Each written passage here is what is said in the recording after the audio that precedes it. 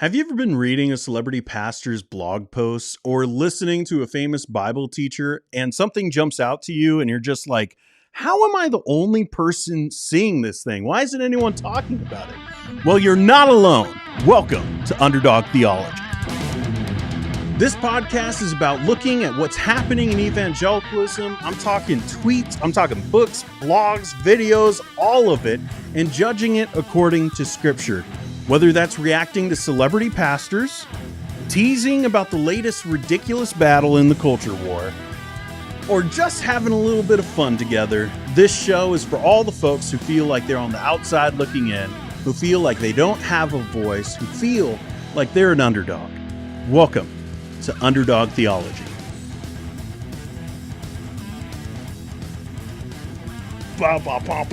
Hey, welcome to Underdog Theology, the Monday show that I do about theology. And I need to come up with a better thing. I worked on the intro. And what do I start saying when the video actually starts? Oh my goodness, guys. I have so much to talk about. I was kind of shocked, okay? Last week we went on vacation, little vacation. We went like 45 minutes away, but we had some fun. And I was thinking like, when I get back, there won't be a whole bunch to talk about. We'll kind of have an easy return back into normal. Nope. We got so much. I was some weeks I'm like, all right, I got to check all the websites. Is there anything that we could talk about and have some fun talking about? This week, it was just like avalanche of, you could talk about this, you could talk about that, you could talk about that teacher, this YouTuber, you could talk about all these things. So we're going to try to cover a lot today. We might not make it, but we're going to give it a shot. We're going to talk about John MacArthur. That's for sure. That's what we're going to get into right off the bat. We got some Joel Webbon stuff that we're going to talk about. If we have time, we'll talk about some Conn stuff. Some of you guys have been like, you need to talk about him. So I'm starting to look into him, and some funny stuff happened. So we'll talk about that. We got some Doug Wilson stuff. We got a lot. It's a lot. Plus, I have something fun for you that we'll talk about here in a minute. But first, I want to say hi to some people who are hanging out with me. If you are watching on the replay, just, hey, you know what? Let me ask you to do the things before everyone just runs off, as you guys are just waiting. Get to John MacArthur, to get to the point. Hit the like button. Hit the like button, and we can have a good conversation today, and it lets other people know, because YouTube's like, okay, they like it. I need to go tell that other person that's kind of similar to them that maybe they should come and hang out with us too.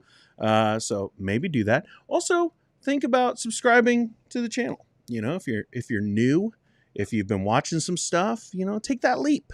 Even if you're just like, I don't really do YouTube. I don't have any subscriptions. I just come on when I hear there's something I should see. Make an account, subscribe to the channel. It really helps us out. And if you're watching on the replay, hop into the chat. Okay? Hop into the chat. We got the little ticker going now, and I like it. I don't know if it'll be here every show, but I kind of like having that just to kind of remind some people of, join the conversation. That's what this show is. It's not just a monologue, although it's mostly monologue. All right. There's no way to get around it. Okay. Unless I'm going to have one of those weird channels where everyone just hops onto the screen and it's like audio that's like awful. This is the only way we can do it. So you get in the chat right now and you let me know what you think about all this stuff. And we got some people here that are going to hang out with you. And there's some real community on this channel that I'm very proud of. That's probably the proudest thing, the biggest thing that I'm proud of. That's the right way to say that.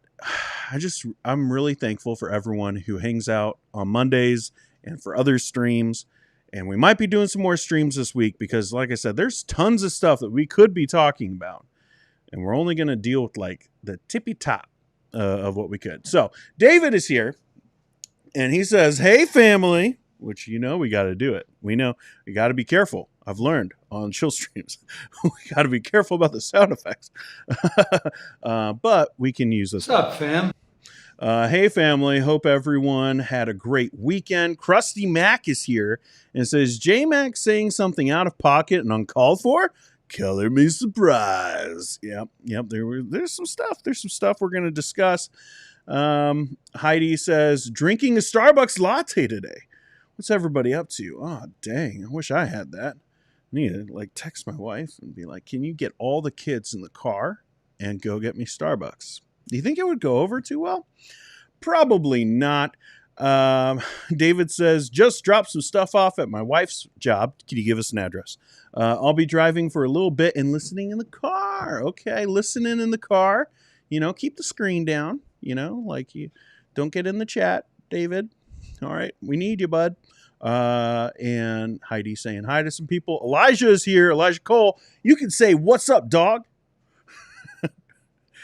You're the man now, dog. All right. Heidi says, hello, Dean. We going to talk about the Barbie movie and Shapiro? Like I said, there are literally hundreds of things. Hundreds. No, probably not that much, but a lot of things that we could be talking about. The Barbie movie is one of them. I will say I'll probably do a video and I'll probably do a reaction to Ben Shapiro's thing because I saw the Barbie movie. All right, let me give all the Theo bros this gift. Here you go. Are you ready? Get your hands out. I'm gonna hand it to you. This is the thing you can attack me with later, because you don't like what I say about the obvious errors that you guys got. All right, so I went and saw the Barbie movie, and it was great. Narratively, there's a couple things. It's whatever, but the actual story, the message, was powerful, I thought. Actually powerful for both genders.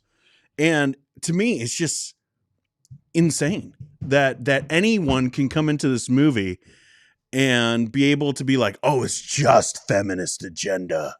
I'm sure that, there are people that are going to come out and say that no matter what. But if you're actually watching the movie, it actually speaks a lot about patriarchy, which if you're a fan of this channel, you got to see the Barbie movie. It is cathartic as heck. Okay. Go and see it. You'll laugh so hard at some of this stuff. So the patriarchy stuff is dealt with, but also how someone gets to that point. Greta Gerwig was actually super compassionate in how she showed how somebody can have their identity wrapped up in affection for someone else and to only have that affection rejected and can get to that point. And I think we know a lot of people like that. And so a lot of these guys that are all like, ooh, patriarchy, a lot of them have stuff like that in their background. And so I think that it was a real compassionate look, a kind-hearted look into how someone could get to that point. But also there's a lot of jabs at feminism as well. So it's not just one-sided. It's actually a really well-balanced message that I think a lot of people need to hear right now. Weird, I know, for you to be like, oh, the Barbie. But you should go and watch it. And if you haven't, just do it. Even if you're like, oh, Barbie, that's weird. It's got Will Ferrell in it. Will Ferrell's great in this. I need to get catastrophic, the way he says it. Catastrophic. I need to put it into this sound thing. But we will talk about Barbie probably later on in the week because I have a lot more thoughts on it. Wendy is here, says, hello, dogs. Here we go. I'm glad you're here, Wendy. And Orlando is here. Hey, man, how you doing? And Caleb is here. Whenever he says something fun, I know now to brace for another skit. Guys, I don't know. I don't know.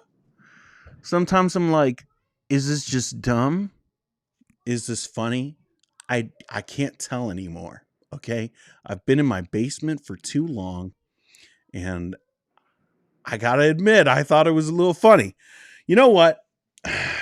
Because Caleb just brought it up, we're just going to get it over with. And then we'll get to the John MacArthur stuff. Okay. So we got a sponsor. I don't know why I even try, but we got a sponsor. We got a sponsor for the fundraiser that we're doing. There's a link down in the description if you want to help the channel. All it's doing is going right into equipment here for the channel. You've already helped quite a bit, but if anyone out there was on the fence and they're like, I don't know, maybe we could use a little bit more to be able to do a few things here on the channel. So here's our sponsor for this week.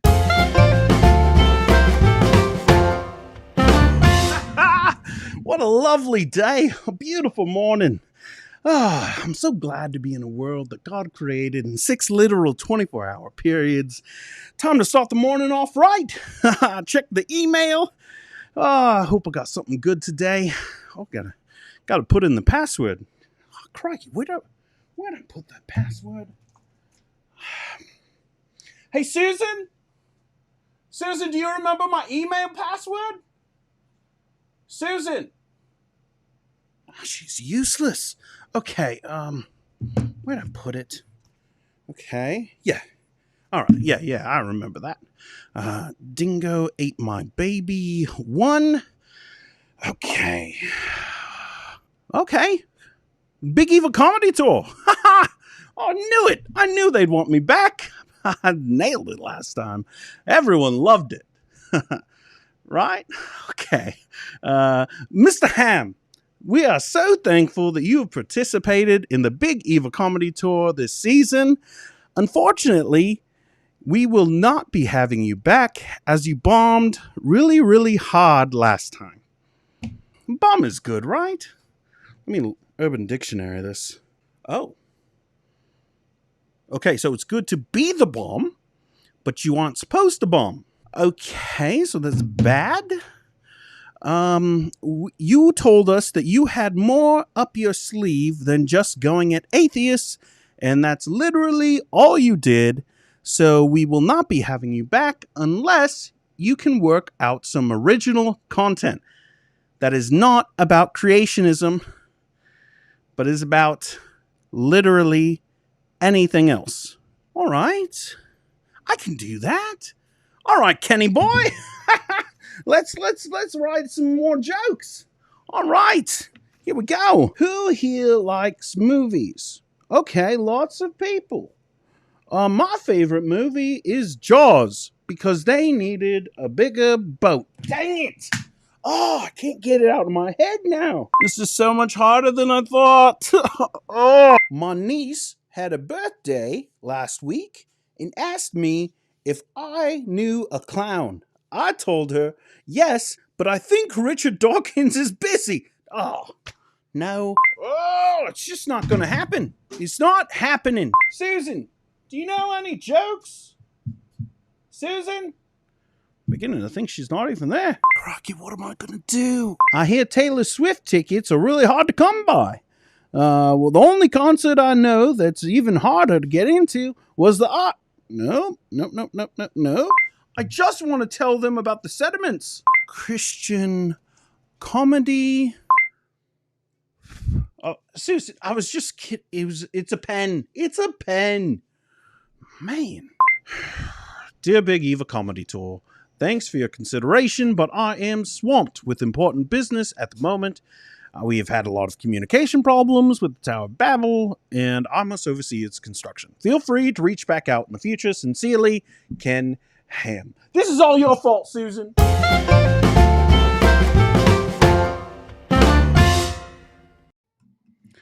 I don't care. I had way too much fun. It's sometimes, it's just, you got to have a little bit of fun. And I don't know, just the idea of Ken Ham just being a failed comedian is the funniest thing in the world to me. So I'm going to keep that rolling. Maybe we'll see. Maybe we haven't seen the last of Ken Ham. I don't care what you think, Krusty. I see you in the chat saying mercy. It's fun. I don't care. It's really fun. Man, my microphone. Okay. All right. Let's hop into the actual stuff today because there's a new documentary coming out. I know what you're thinking. There's a new documentary coming out every week from a Christian. That seems you would be right. Seems like everybody thinks that they can make a documentary. This one has a lot of power behind it, though. It's not just a random person, making it, and it's somebody in their church who kind of knows how to use, I don't know. I use LumaFusion. What's the what's a really good editing program? I don't know. I'm not fancy. We're not fancy around here, but they know how to edit some stuff. And so they kind of go like, yeah, make a documentary, and they put it on YouTube. This is a little bit different. This has all the power and influence of John MacArthur and Grace Community Church. They are putting out a documentary called Essential Church, or The Essential Church. And, it's about the pandemic and all that stuff. And, it's pretty much wagging your finger at everyone who decided that the pandemic was real, that they were going to do something about it for a prolonged amount of time.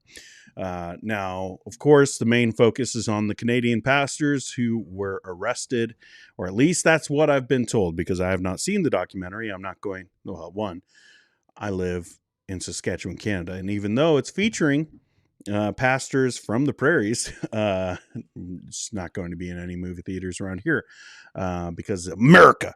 But like, I'm not going to see this thing probably for a while until it's on streaming. I probably will check it out. But what I've been told is that it's pretty much what you would expect, that it's going to be really focused on the pandemic and all these Christians who didn't obey God, that weren't faithful. And that's the phrase that they keep on using and have been using for the last several years. And you would think at this point, we are 3 years past this thing, that maybe we would, have a little grace toward one another and be like, okay, well, maybe I think you made a mistake during the pandemic from either side. We can move forward. But no, they don't want to. They don't want to. They see that as a line in the sand about faithfulness and unfaithfulness. And now they have the next documentary. There have been several that have been put out now. But now it's Johnny Mac's documentary. So, all these guys are going to use this thing and be like, oh, we need to show this to everybody. And it's going to be a pretty big deal. Now, that being said, they had a premiere, and it was like at a movie theater, but it was like this small movie theater. Like they had some people come. Let's see. Do I have the pictures in here?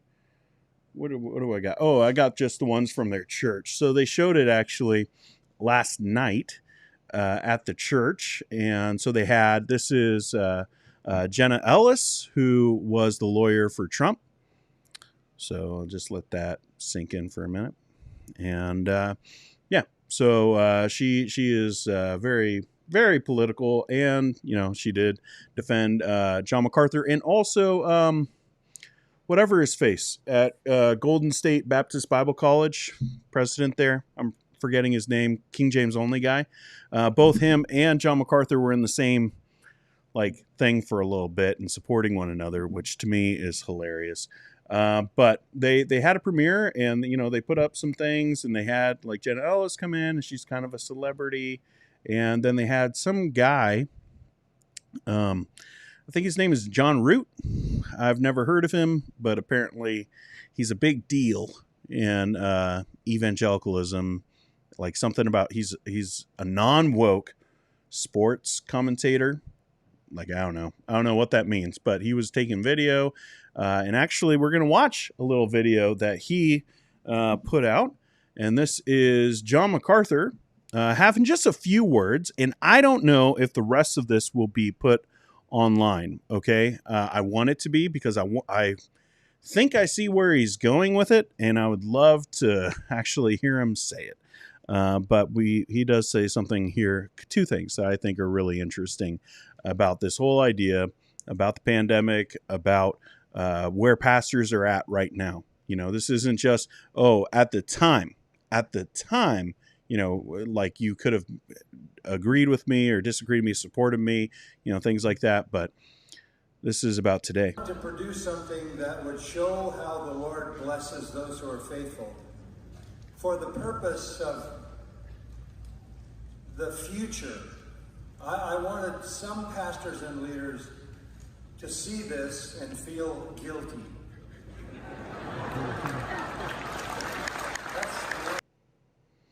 I'm so interested to see what he said right after that. because again, I think I know where he's going, but I'm not going to speculate on here because people get mad at me when I do it. And I'll wait. Maybe they'll release more video, but this was just, you could tell from the quality. It's just a guy with a phone pointing it out there and getting it. But I'm glad we got it because here a couple interesting things happen. Okay, I know it's short, but what he's trying to say is everyone who was against me should feel guilty. Like he wanted pastors and leaders to feel guilty. This is not any kind of Christian, difference of opinion, like that you believe strongly. It's like the meat offered to idols kind of thing. And we can agree to disagree, and we can still be brothers in Christ and brothers and sisters in Christ and have these disagreements, and respect one another. This isn't that. He's made this documentary to make pastors feel guilty because he thinks that they're wrong. And I'll put it even more personal than that. He thinks that we were wrong. If you thought that the pandemic was a real thing, which is a big part of it, actually, because he said a lot of crazy stuff about it. And now there's stuff being found out about, some of the stuff that was going on at the church. I'm not going to go too far into that because, again, people get real mad. But there, you could go to julieroys.com and you can see all kinds of articles about things that happened there at the church in regards to the pandemic. But what he did was he made this documentary because he wanted to shame. He wanted to shame pastors and leaders who decided that they would, for the sake of their congregation and for witness, be following the government. And, actually being able to follow these restrictions. So he wanted to make them feel guilty, which is just so weird. And then to hear everyone laugh. Like, let's just listen to that part again. Like, this is so odd to me. I wanted some pastors and leaders to see this and feel guilty.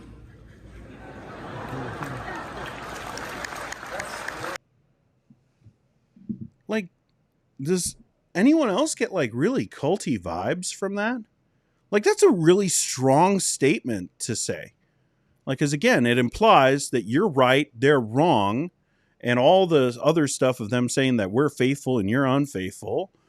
And then to be like, ha. Like, it's so bizarre to me. It felt like, I don't know, like when I first watched it, actually made the hairs on my arm kind of stand up. It gave me goosebumps of just what the heck is this? Where everyone just hears something that is pretty strong and I think really unbiblical, as far as just, again, we don't have specific things in scripture about that thing other than we are to follow the government. And so then it becomes we have Christian freedom. We're supposed to figure this thing out, but they've made it this test of orthodoxy. And now they're laughing about how everyone should feel guilty or the people on the other side should feel guilty because they were obviously in the wrong. And leaders to see this and feel guilty.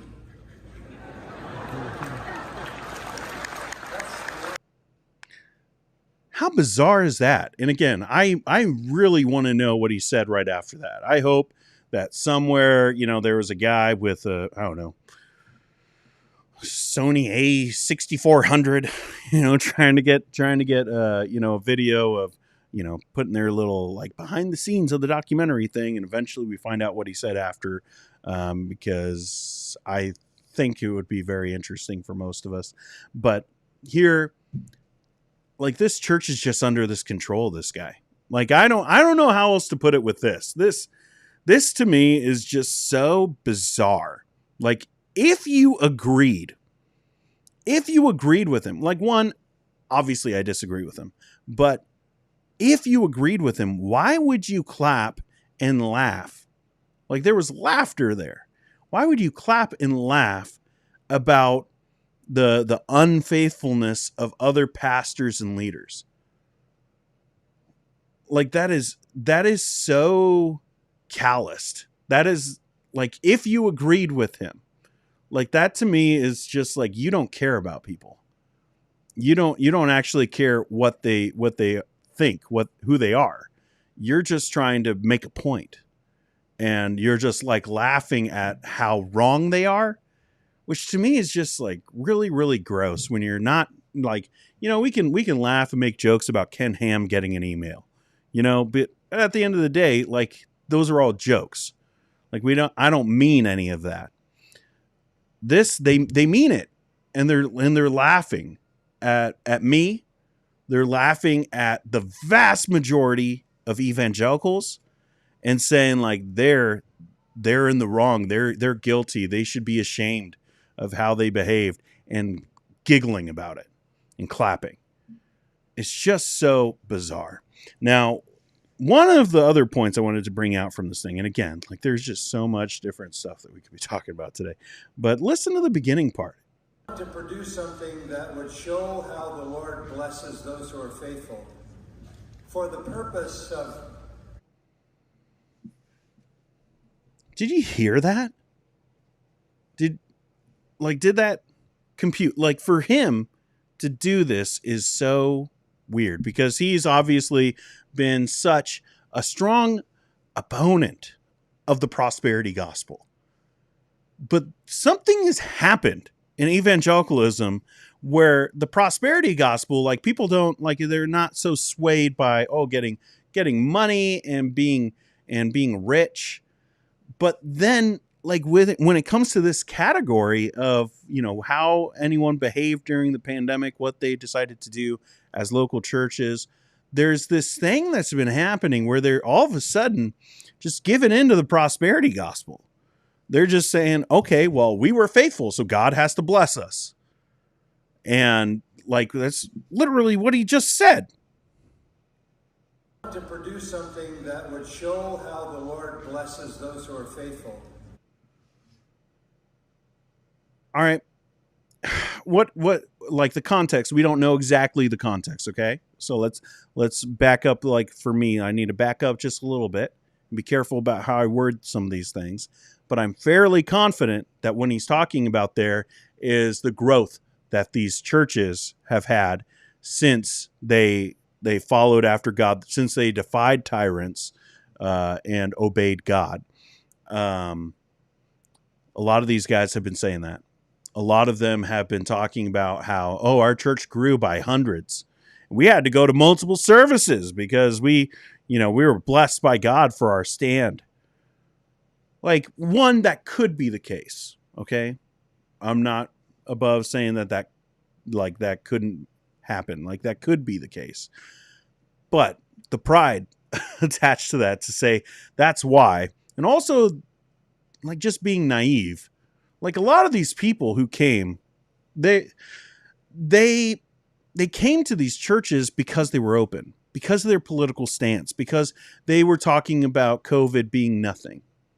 That's why they came to these churches. And eventually they're going to leave. Well, at least most of them.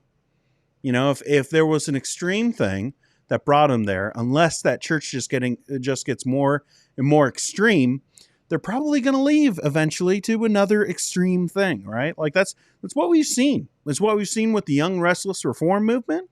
It's what we've seen all over the place with these extreme movements. People come and they like something. They attach themselves to some ideology that they find, really strong and bold. And then they'll attach themselves to the next thing that's strong and bold. Or they'll deconstruct or something like that. That's what happens with these things. So I always ask these guys when I have any kind of conversation with them, which I have had some conversation with some of these kind of individuals. I asked them how many people got saved. Not about how many baptisms there were, because that's like, look at the SBC, right? Like, we did, 10 billion baptisms. Like, okay. Like, numbers might be inflated there.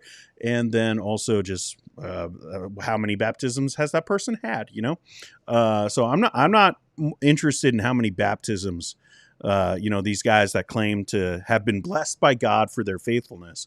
I don't care about the baptisms. I want to hear about people getting saved. Not, I thought I knew the gospel and then I heard about Calvinism and now I'm a Christian. Like, that happens, but that's not what I want to hear about. I want to hear about the people that were, living a life of sin and got just turned all the way around because of the gospel of Jesus Christ and their lives were changed. I want to hear that. If you're talking about being blessed by God, I would expect that would mean actual revival, people getting saved. They want to pick on Asbury for everything that happened there, but let's talk about these churches that were blessed by God for being faithful.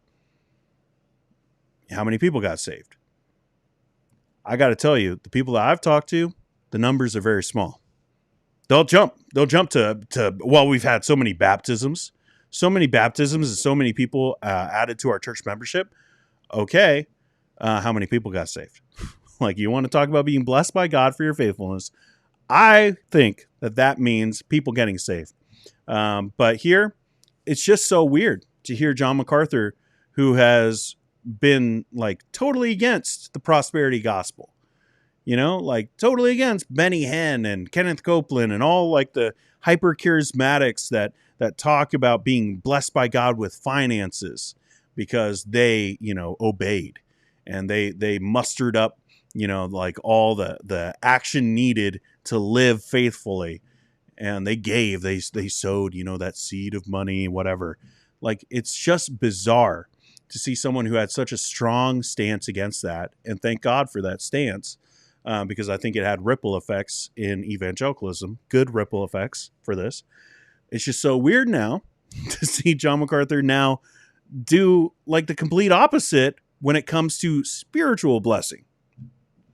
And again, we don't know the exact context. So I'm sure that there are going to be people that are like, oh, you got it totally wrong. You don't even know. I'm pretty confident that he's talking about these churches growing, because that's been a huge thing that he's talked about, that many of these guys have talked about, that their churches have grown during the pandemic, that their influence has grown. And if you want to talk about it that way, then let's talk about, the faithfulness of Stephen Furtick, right? The faithfulness of Joel Osteen. Same thing. Like, their churches grew, but okay, it was, they're just getting itching ears, but that can never happen to you. Like the arrogance of just being like, well, of course it's because we were so faithful. Like, again, that could happen, but when you talk to these guys and there's like no talk about people getting saved, I don't think that happened. So that's just my thoughts. I'd be interested to know what you think.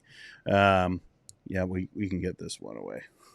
But it's just odd to see all these things happening. Heidi says, yes, people getting saved and Christians growing in love for others. Do we see a growth in JMac's circle of love for others? We don't know, because we'll never know him, because he's, behind the velvet rope and you can't go and actually talk to him. Dylan says, making some great points there, Dino. I appreciate it. David says, I think JMac's ungodliness and arrogance are being revealed more day by day. I'll bet this is how he is in private. Yeah, we don't know. We don't know because people don't know him. His own church doesn't know him. They know what he's like in the pulpit. But the people that work for him, they know him. Like, that congregation knows him. But that's how it is with these celebrity pastors. Nobody actually knows him. All right. Let's transition. Okay. We're talking, I guess we could do it this way. Dealing with prosperity gospel. Like, there's some stuff that Johnny Mac said that I think kind of falls right in line with that. But there was another guy who decided that he wanted to talk about the prosperity gospel too. But he did it on a YouTube channel. All right. I have a lot of thoughts on this. But what I'm talking about is this guy right here. If you don't recognize him, that's Joel Webbon. Looking very different. Talking very different than how he does in his actual like YouTube show. I won't call it a ministry. But he was on Ruslan's channel. Now, Ruslan watches every once in a while. We've had positive interactions in the past.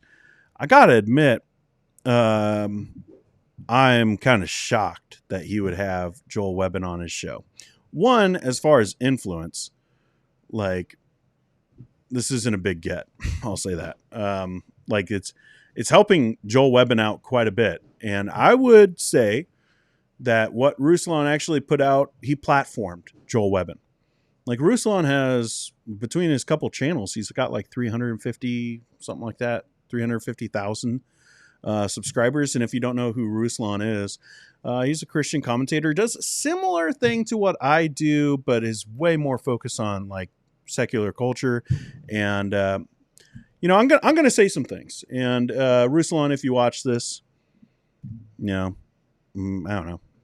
I don't know what to say to you. Like, I'm just kind of disappointed. Like that, I've been disappointed for a while. I unsubscribed from his channel, and I do want to say that here on my channel because, not to throw like shade and be like dramatic, but I've talked about him really positively in the past, or at least I think I've done that. And so I feel a responsibility to say I've unsubscribed from his channel, mostly because of his thumbnails. I couldn't watch anything on his channel because it was just like everything was graphic and over sexualized, and it was really intense. And like I would have my kids come in because when I watch YouTube, I'm usually watching on my Apple TV in the living room, and there was just like tons of stuff, and I was like, you know, flipping through stuff. It's not going to cause me to stumble, but I got little kids, you know, who are running through. So I unsubscribed. And then there was also like, he wants to have these conversations about theology, and that's cool. And like every Christian has a right to, you know, get on a platform and say whatever they want, right? Like I don't have to ask anyone's permission to turn on this camera, hit this microphone up, and be able to, you know, have my own YouTube show. But at the same time, if you get really popular, I think you have a responsibility to inform your audience, not just to entertain them. And that channel, I think, is more about entertainment. And I don't like to say that because, again, I think he's an interesting guy, and I've really enjoyed watching his stuff in the past. But he's just kind of transitioned that way, and he's starting to have these conversations with theologians and pastors. And some of it is like the Demon Slayer stuff, which obviously I'm not going to be up for. And it's really disappointing that he would continue to be like, these guys are great. You know, having Isaiah Saldivar, I think is his name, onto his show and things like that. Not cool. Not cool to me. You know, but again, I'm one of those hardcore Calvinist guys that's going to be like, oh, you know, we need to actually care about theology. No, that's too mean. But like, I get it. Like, people go like, oh, the Calvinists, they're always so hardcore and they'll split from anybody if they're just a little bit imprecise. I think people who know me on the channel know I'm not quite like that. But at the same time, like if you're going to have some of these guys on there, you need to push back against some of the stuff that you don't want their teachings influencing your audience. I think you have a responsibility to do that. You know, here on this channel, I don't really do interviews. Like I had Joe Thorne on because it's Joe. And then I had my buddy Wyatt Graham from TGC Canada come on, and we talked about Canada. But I don't really do a lot of interviews. Maybe I would like to in the future, but I do that because I feel a responsibility for what I'm doing here to be able to give you my feedback, like my thoughts.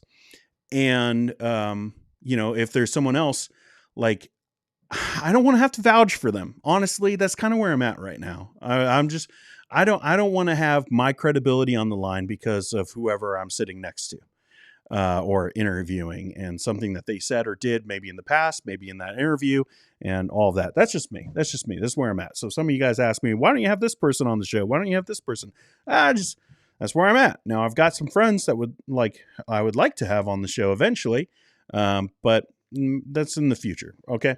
But he had Joel Webbon on, and it was about postmillennialism. And I get you have a topic that you're going to discuss. And so you're sticking to that topic, but that topic isn't in a vacuum. It's not like Joel Webbon is only known for postmillennialism. Okay. And he didn't deal with any of that stuff. Actually, like before I get into this, let me show you this part here.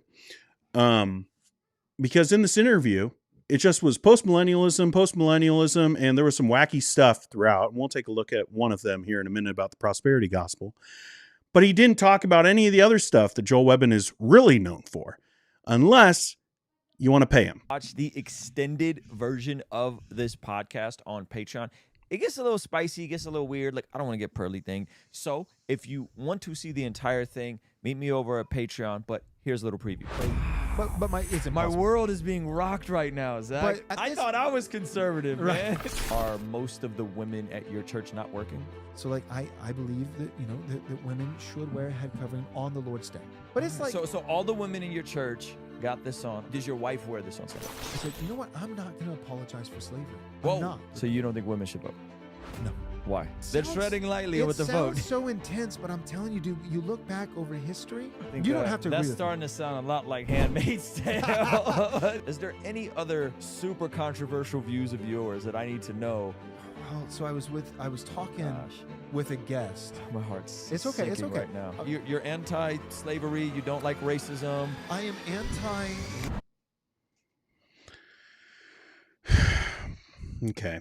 So I will give Ruslan credit for at least having that in there of like, there's a lot of controversial stuff. But to me, it's kind of gross to be like, there's controversial stuff. Don't you want to see it? So, hey, hop onto my Patreon. Like, this is why I don't do a Patreon. Like, honestly, it's like this and like a few other people who just like use it kind of weird to me. If you want to give to the channel, we do a fundraiser. And it's just not anything different. You're not getting some secret information. But also, like, I appreciate that he at least put that in there so that people would know if they didn't, fast forward through the ad, which we all do. But, if they watched it, they would at least know that there's some controversial stuff about Joel Webbon. And I know that Ruslan would be like, well, just because, I have people on the show, I think he got a little mad at me once in a chat because I was trying to confirm some things. And he was like, I think a little uptight about it. But he was basically saying that he doesn't have to agree with people when they come on his show and that people should just know that. Cool. But when you have people on your show, like, and you're not disagreeing in the moment, like you could be like, oh, of course, like I disagree with it later. Well, nobody knows that. Okay. Nobody knows that. They just saw you nodding a whole lot and you have people on your show and you don't deal with the controversial stuff. You put it behind a paywall. Like that is going to, like, Joel Webbon just gained probably a lot of followers, and especially from like the kind of audience that Ruslan has. Like, you go into that chat, like it's craziness. It's craziness, and he knows it's craziness, and everybody knows it's craziness. I'm sure there are great people that watch his stuff. I've watched his stuff. I've been in that chat. So there are, but there's a lot of people out there with crazy ideas. There are going to be people who are just drawn from that channel over to Joel Webbon's stuff, and they'll just bite into it and just be like, this is great. So I'm just really disappointed, to be honest. And that's kind of what I wanted to say. Like, again, I had so many things I could be talking about today, but I just saw that and I was like, are you serious? And part of it is also this guy. All right. Again, I really try not to judge motives and to like deal with personal things, but I can't help it with this. This guy is different. Like, I watched the full interview, and again, most of it was about postmillennialism, and could be, if it was maybe someone else, maybe a good, sound, healthy teacher, then like it could be a good conversation, but it's not. And there's stuff that is attached, and this to me is just interesting to hear. Listen to Joel Webbon as he talks, but we're also going to deal with the things that he says. My church, I'll say, the equivalent of the prosperity gospel would be like if I taught my kids, when you turn 18, if you buy a lotto ticket every Friday on your way home from work, and you play the same numbers, and you tap your ruby red slippers 3 times together, and you just hope and you wish and you have faith in your faith and blah, blah. I'm going to turn the volume up a little bit, but let me know if you can hear it well enough. I'm going to turn it up a little bit, so you might have to adjust your volume if it was too much. Eventually you'll win and you'll be rich. That would be like the prosperity gospel. If I tell my kids, on the other hand, if you work hard and you're faithful and you don't get divorced, That's one of the biggest ways people lose wealth, by the way, is That's right. divorce. That's right. You don't get divorced. You marry someone and you remain faithful to the wife of your youth. You keep your wedding vows. You love your kids. You use integrity in your business practices, this and that. You fear the Lord. Over the course of 40 years, you'll have some degree of wealth. Which is true. Yeah. Which is true. Right, which is true. So my point is, the Bible condemns the prosperity gospel as the heresy that it is. The Bible does not condemn, however, work ethic. Yeah. Or the book of Proverbs. Right. Or the parable of the talents. Right. Yeah, exactly. Yeah. Right. So like we've gotten to the point where we've become so sensitive to the prosperity gospel that like if I just say something as simple as this, obedience brings blessing. People are like, whoa, dude, what do you mean by that? Yeah. And what I would say is when the Martins booked their Verbo vacation home, they really All right, there's true another ad. Which can only stem from a changed heart by grace through faith in Christ. True obedience, which stems from faith, brings guaranteed eternal blessing, that is eternal life with Christ, not because obedience earns eternal life, but faith does, and true obedience only comes about from a heart of faith. Yep. So obedience brings blessing. But also, I would say that ordinarily, obedience will bring I need to listen to that one more time. Like that was some backdoor idea, like from a heart thinking through that epistemology was so weird. Only comes about from a heart of faith. Yep. So obedience brings blessing.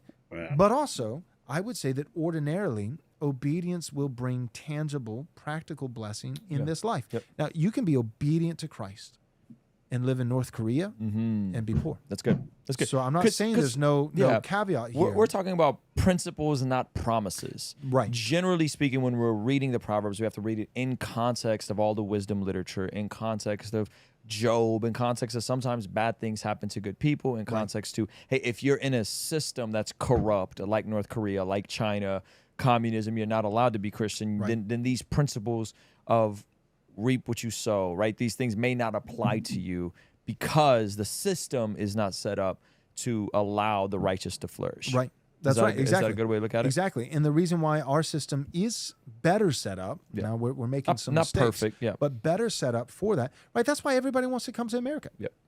Right? Everybody has wanted to come to America historically because they're like, the American dream. It's like, I can work hard and things don't get taken from me. The police aren't taking bribes, and pulling me over and beating me up with a stick and taking my wallet. Like, I mean, we could talk about certain people, but of course, no, that doesn't happen here. I got a shot. Like, people aren't coming to America. Well, now they are, sadly, but let's say, back up, like maybe, 15, 20, 25 years. People weren't coming to America for a handout. They were coming to America for a fair and equal opportunity. Not equal outcome, but equal opportunity. That's good. And that's because of the Christian worldview. Come on. The Christian worldview doesn't give, it's not socialism, it doesn't give everybody an equal outcome, but it does give them an equal opportunity. That if you work hard, if you're honest, if you're this, if you're that, then generally, like you said, not guaranteed promise, but general principle, generally things will go well for you.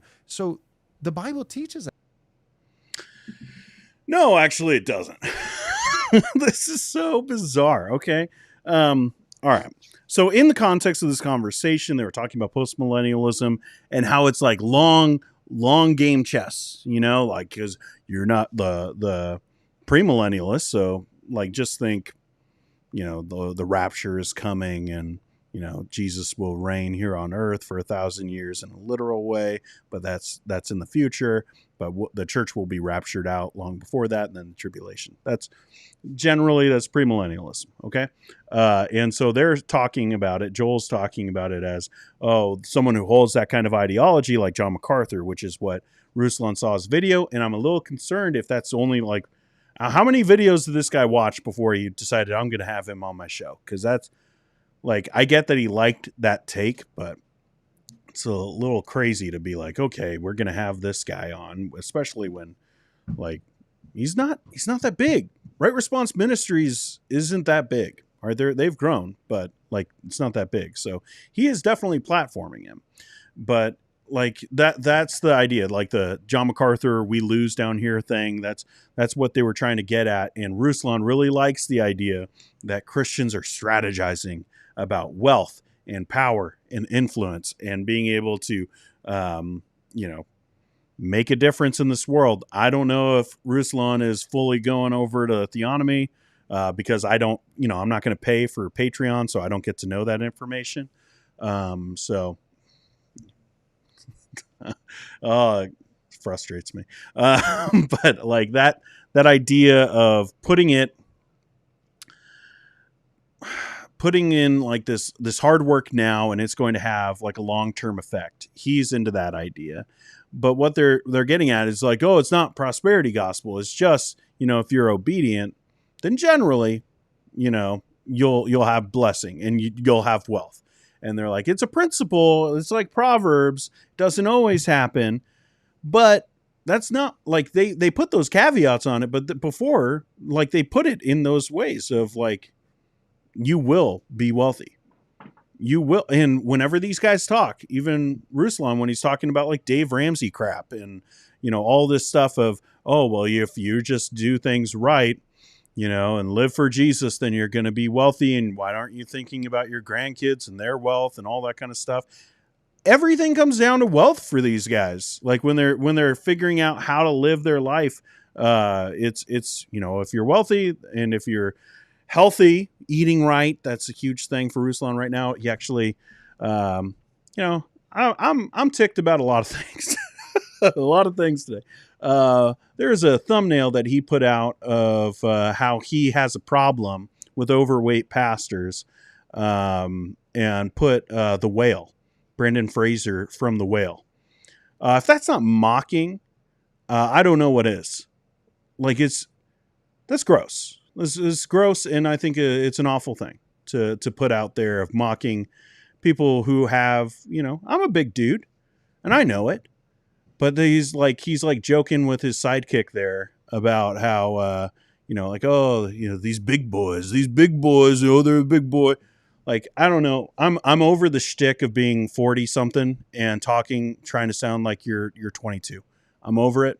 Maybe that's just me being who I am, older guy. Not really that old, but like I was born 60 years old, I think. And so like, I'm just like, get off my lawn about that kind of stuff. Just talking about red pill and all the alphas and betas and all the Gen Z language. I'm never going to do that. But the prosperity gospel is you will get wealth if you're faithful.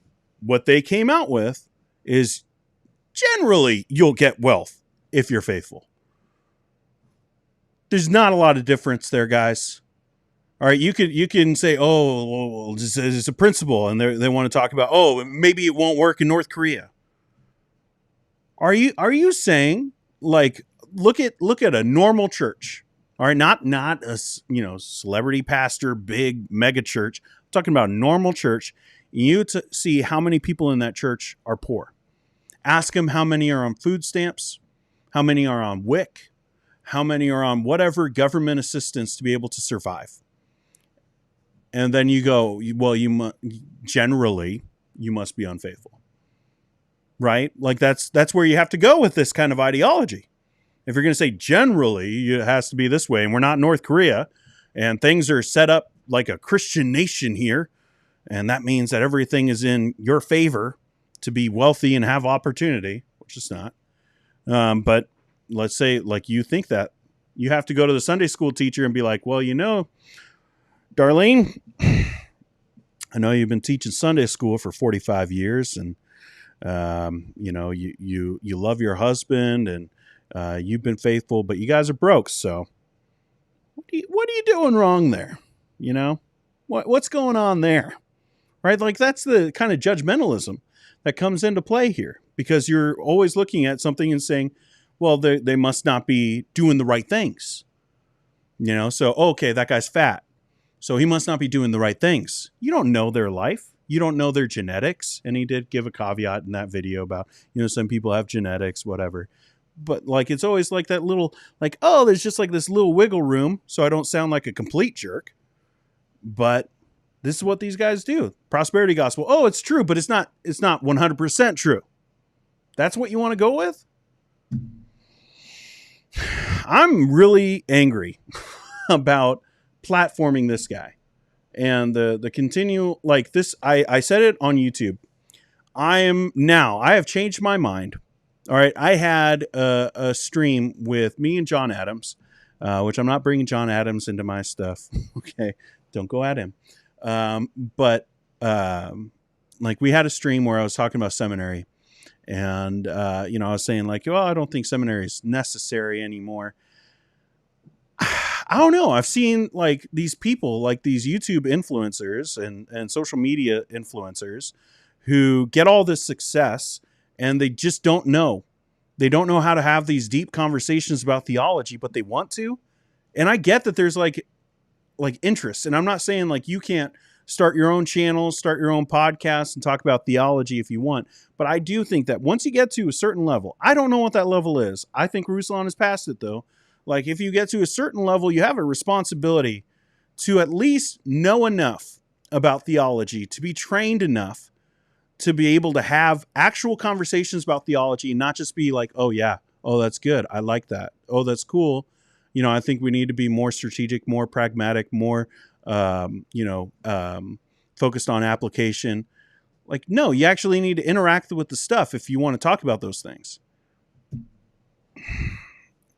It bugs me. It bugs me real bad. Like, I think that if you get to a certain level and you're starting to platform other people, not to where you're getting platformed, you're platforming others, I think you should go to seminary. If you want to talk about theology, go to seminary. Because I'm tired of some of these guys, like Alan Parr. I would be shocked. Now, maybe it'll happen next week. I don't know. I've been shocked about a lot of things. Okay. But I would be shocked if Alan Parr platformed someone like Joel Webbon. And if he was having a conversation about theology, that he would just let so many things go unchecked and then put, all the things that are really concerning about him, that are like postmillennialism isn't anything new. Like we talked about it in a stream the other day. There are tons of people, good people, who are postmillennialists, and they're not theonomists. They're not Christian nationalists. Like there are tons of them, So like, it's not about that. Like that's not what's concerning about his theology. But he took all like the things that, ooh, this is interesting, and put it behind a paywall. That's just super frustrating, and I don't think that you would see it with someone who has a seminary degree, who can actually push back on some of the theology and get underneath and see like, okay, what do you mean by this? And not just like, if you're interested in theology, cool. But you shouldn't have controversial figures on your show that you just can't go toe to toe with theologically. You shouldn't. I think that you do a big disservice to your audience, because there are going to be people that maybe they don't know, like they aren't on Patreon. There's only, I don't know how many, like a small percentage of people support like shows that they watch, right? Even right now, we have 82 people here. We have 31 likes. So maybe like I get it. Like I'm going to hit the button a second time. I didn't mean to, but it's what happened. But yeah, only a small percentage will actually like support the stuff. So the vast majority of the audience, they're not going to see that stuff that's behind the paywall, and they're not going to see you push back.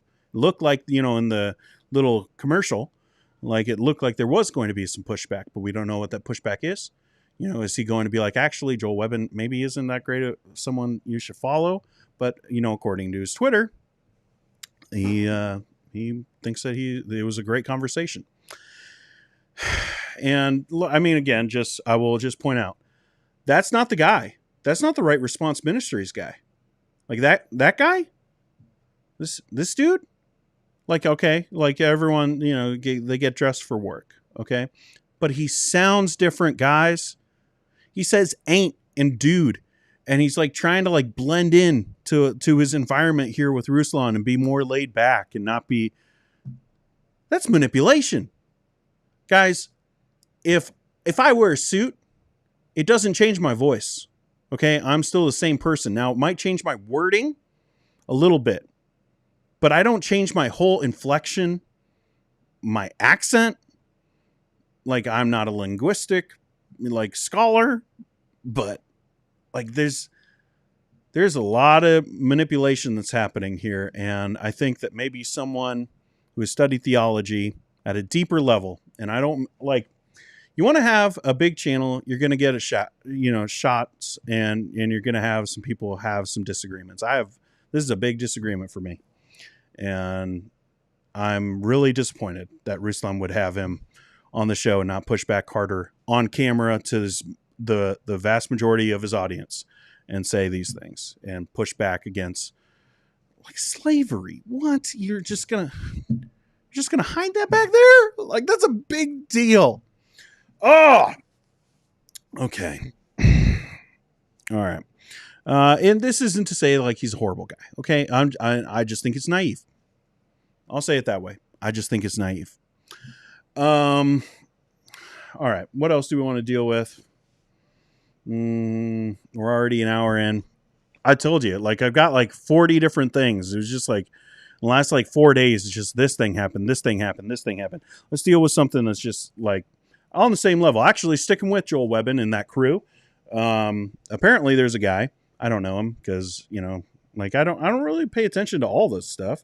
But I asked on Twitter who this guy was. But Eric Conn, he decided to put out something that was kind of interesting. By interesting, I mean gross. So if you have kids in the room, you have some discretion. Have some discretion about, what you want them to hear. It's not going to be crass, but we're going to be talking about some body parts, okay? So I'm just letting you know. Okay, so Eric Conn, who rolls with Joel Webbon, who does some stuff with him, has been on his show, has been on his podcast. He decided to tweet this, and yeah, I mean, you guys can read. It's bizarre. It's so small. Simona Halep had breast reduction surgery as a teenager. Why? Her 34 double D chest was getting in the way of her sporting dream, so she went under the knife at the age of 17. This is a war against the female body and nature. All right. Let's deal with the obvious. All right. There are women who are, just the way that they were made, they just have bigger chests than other women. And some of them develop actual health problems because of it. I know some of them. Like they actually have like their backs. Like they are not supposed to have big chests like that. But something happened. Something happened to where they did, and it messes up their backs. It messes up other health things. There are lots of reasons why women would get breast reduction surgeries. A pastor, or I guess an elder, I don't know if he's a pastor. I'm still looking into him. I didn't know who this guy was until just a few days ago, until this tweet, and I remember seeing his face on the Right Response Ministry stuff. But I've been looking him up. More on that in a minute. I've been looking him up because some people have asked me about him and what I thought about him and all of that. But a pastor or an elder, Christian leader, I guess, who is so concerned about how women dress, and like they're very conservative and they need to be like making sure that they don't show any skin and all that stuff. For that kind of a person to post this is just crazy to me. It's like there are a lot of things that we're talking about lately that are just insane to me. This is one of them. The hypocrisy of being like, oh, don't, you got to cover up. But also, like, they need to stay that big. Like, what? That's so weird. It's so bizarre. So everyone was having a field day with this on Twitter, and I saw it and was like, this is just so shocking. But it's interesting, these guys that think that they have control over women and their body parts and saying what is and isn't natural. And, all this stuff. If there's something else that needs to be, I don't know, modified, I guess, through surgery, they don't have any problems with that. But if it's their breasts, I guess that's just unnatural. Now, if you look there, there are some women who, get really buff and ripped for different sports and things, and you're just like, you can't really tell they're a woman. You can still tell that's a woman. Like, I don't know why it's so bizarre to be like, oh, this was everything. This is the whole, like men trying to look like women, women trying to look like men thing. Like, what? Like, this is what you're concerned about? It's just, this is what these guys are about, though. What all this is control. They want control over women. They want control over their congregants, what they're doing. This is so insane. It's not an attack. It's not a war against the female body and nature. You think about that. All right. Think about a 17-year-old who is still growing, who is still maturing as a woman, which is weird that I'm talking about this, but who is still maturing as a woman.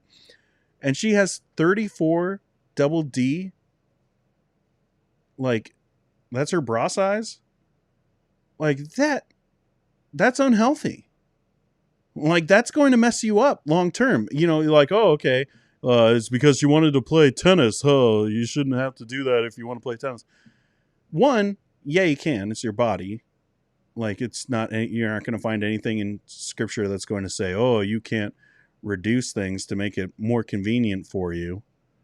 Is that going to stop her? Like, even these guys who are like, oh, your body is made to be a mother.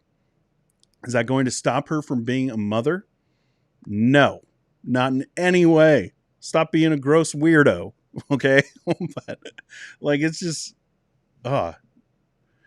it's just so shocking to see people like they feel comfortable enough. This isn't like some odd dude saying something in a chat, or like behind closed doors or in a private meeting. This is like, I think this is good enough. I'm going to tweet it out.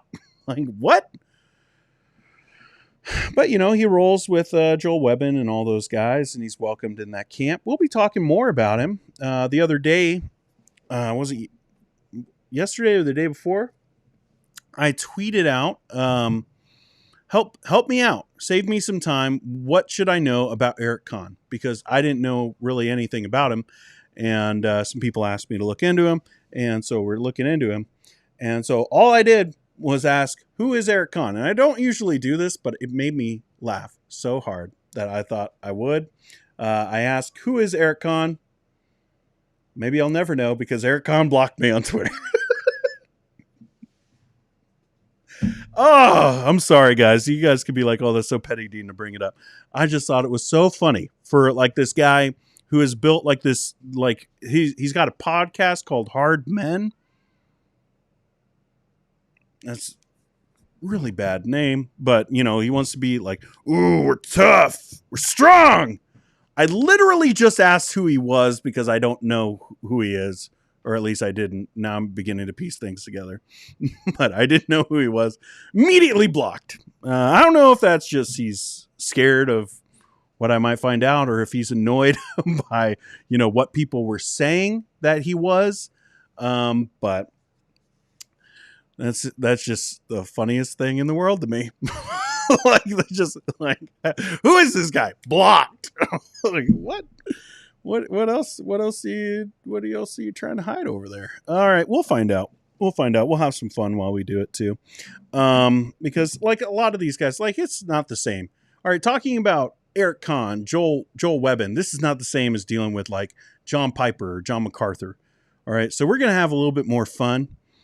And maybe be a little bit more humorous about how we deal with some of that theology, because like that theology is whack. Okay, it's not the same. There's not a lot of rationality when it comes to tweets about women's breast sizes. Okay, so we're gonna have some fun. If you like that, hey, I'll click the button again, hit the like button, and if you like talking about that, like this kind of stuff, maybe think about subscribing to the channel. We do this every Monday. All right, now it's time for Your favorite thing in life. No, I'm not going to show the Ken Ham gets an email video again. We're going to the penalty box. You want to see a penalty? I'll show you a real penalty. Get out of my face, man. That's funny. How dare you not know who he is? I don't know who all the people are, okay? Like, I know Sam's joking, but it's just, what is going on right now? Okay. Nope, you didn't see that one. I need to be more careful about my Stream Deck. Okay. 2-minute minor trip, and there's a call. All right, so on the short video of Justin Peters' Fundamentalists, where I just say he's a fundamentalist, here we go. Sticking to the fundamentals is what keeps us from going astray, says work hard, be nice. Get saved, my friend. The time is too short to be anything else. Okay, so because I said that Justin Peters is a fundamentalist, which he is, I guess I'm not saved. Get saved. Also, like, in my head, the way that works is like I wanna put something else there, get something else, but I'm gonna be like, get saved. But okay. Thanks. You're very nice. You work hard and you're very nice. Next up. There's the whistle. There's no excuse there. He knows that whistle's been blown. All right, so this is, again, The Chosen, right? Every week it's going to be a Chosen thing. I try really hard to not make them all Chosen ones, because those people are just awful. Okay, why I don't watch The Chosen, which again, for context, I literally just said, this is why I don't watch The Chosen. Not why you shouldn't, not why no one should, but here we go. Please, no commentary on something you know nothing about. Watch the show and get specific, or don't, and keep your mouth shut. Get thee behind me, Satan. Jesus. I guess I can't answer the question of why I don't watch The Chosen. Because, that makes me Satan. So I'm Satan. And I need to get saved, apparently. That's where we're at right now with our conversations online. 2 minutes for slashing and 2 minutes for roughing. All right, so now we're getting into it. All right, this is a double. We don't do these often, but I could have made it a triple, but I decided that would just be too much text to read. Comments on John MacArthur calls all psychology satanic, which I literally just read. Like a quote from John MacArthur's counseling book, where he literally calls all of psychology satanic. So that's what it was. But Martin Speaks has something to say. This guy is not who he says he is. LOL. This guy is a fake. This guy attacks anybody that disagrees with him. What has happened? All right, can we just be like real for a second? Let me go to this. Can we just not disagree with people anymore? Why is everything an attack? Like, I just don't get that. I get that quite a bit. And I'm sure, like, even if Ruslan watches like the earlier thing, he'll be like, oh, he attacked me on his video. Like, can't I just say I disagree? What like, you guys could put out stuff. Everyone can put out stuff and we can talk positively about it. But when we don't like it or we disagree with something, all of a sudden it's an attack. Like, I'm just done with that, man. Like, stop being wussy. Like, to me, like, I don't call people names or anything, but like that's just too wussy for me. Just like, oh, you're attacking. Like, what? By what? Reading his own book? Like reading a quote from his book is attacking? My goodness, these people, they can't have conversations. Attacks anybody that disagrees with him. This guy is a liberal. I don't know. Some people might say that. That might be fair. I don't know. Trying to make you run from God. This is interesting to me. Run from God, John MacArthur does not Attack counsel, like there's no period there, and I wonder if that's a Freudian slip. Run from God. John MacArthur does not attack counseling. He's just pro-biblical counseling.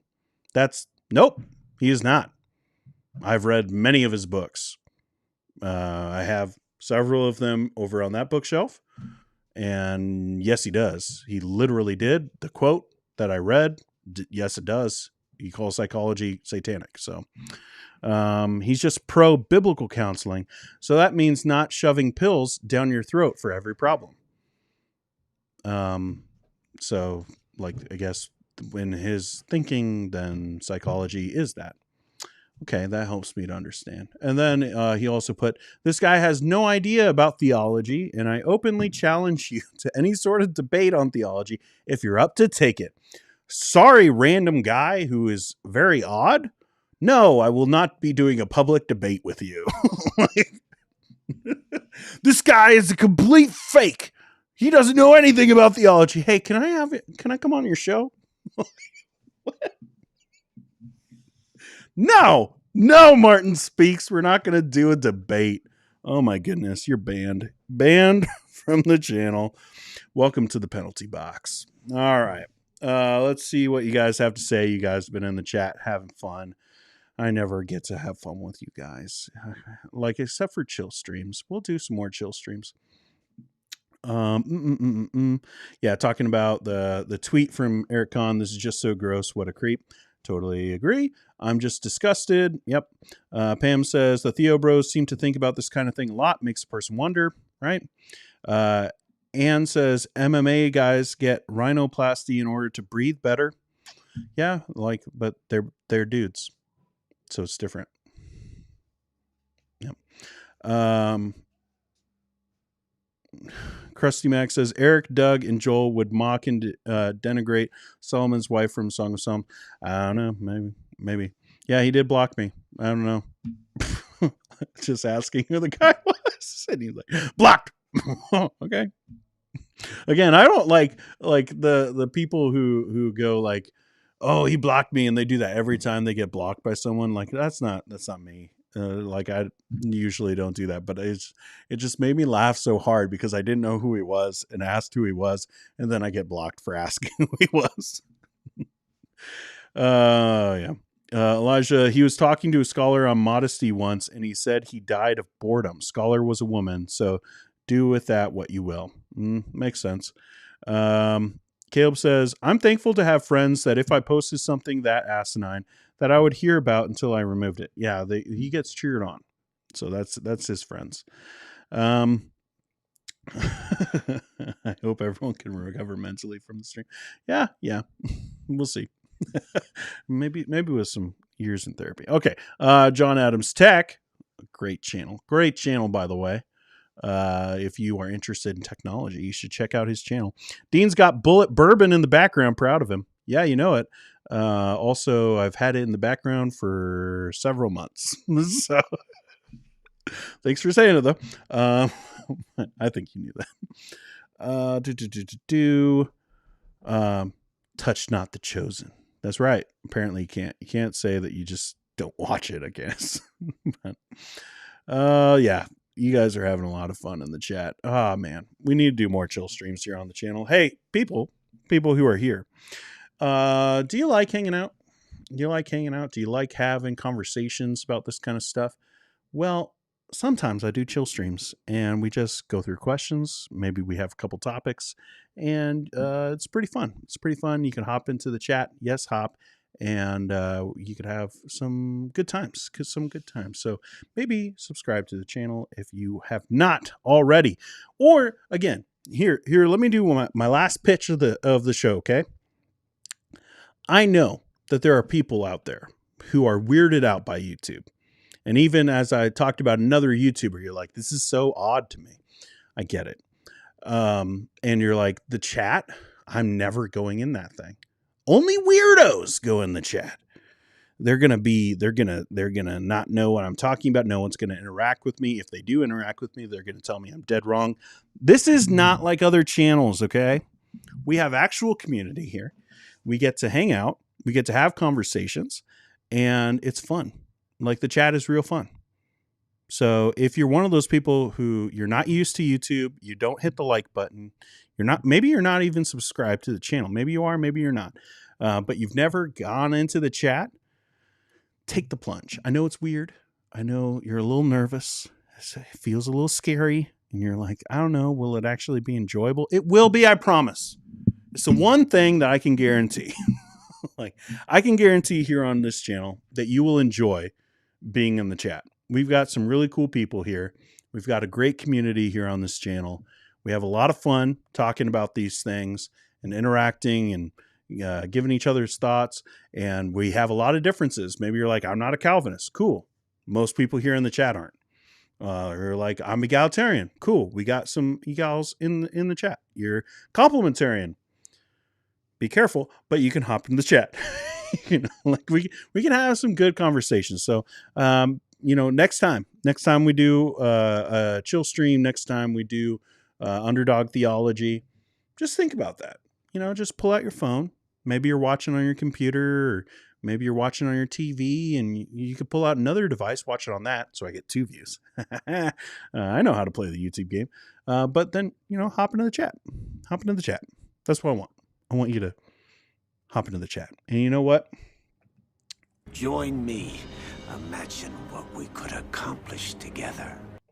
It's creepy, yeah. I kind of like it. I like how creepy it is. Pam says, I am officially a weirdo in the chat. Yeah, you are. But you're one of my favorites. And don't ask me who they are, because we all know it would be Caleb. No, just Caleb. I know. I feel seen, Dean. I feel weird chatting. I try, though. I know. But it's more fun. It's more fun when you actually have the conversations. Trust me. Okay? It's not just about, oh, Dean, I'm going to watch a video of Dean's and maybe I'll leave a comment. Probably I won't. No, just hop into the chat. Take the plunge. Take the polar plunge into the chat. And I think that you'll actually really enjoy hanging out and talking with people. And, we're getting to the time. This is 2023, guys. 2023, things are changing. Friendships are changing. They don't have to be in person. Friendships don't have to be in person. I'll probably never meet these people unless we do a conference, which I'll still be taking names, of who we want at the conference. Obviously, we want Ken Ham. But, unless that happens, we're probably never going to meet. I've met one person. I got recognized at Costco, which is going to be a thing I'm putting on my gravestone. He got recognized at Costco from YouTube. But most likely I'm never going to meet these people, but we're friends. And I really enjoy hanging out with you guys. And so that's my pitch. That's my pitch to you. If you're a watcher of this channel, I think you'd really enjoy being in the chat and interacting. And I would like to know your thoughts. I really do. Now, there's, like you can see here, we talked about kindness. Be kind in the chat. I mean, don't be mean. But if you're not mean, even if you have a different point of view, as long as you're not like spamming the chat and being like, this is wrong, this is wrong, this is wrong, well, then you're probably not going to make it in the chat. But, you can disagree in the chat. That's fine.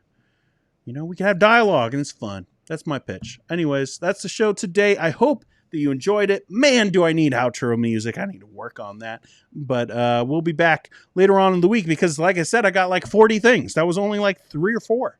That was like 4. And I've got like 36 other things to talk about this week. But we'll get into it another time. Anyways, thanks for hanging out with me. I'll see you in the next one.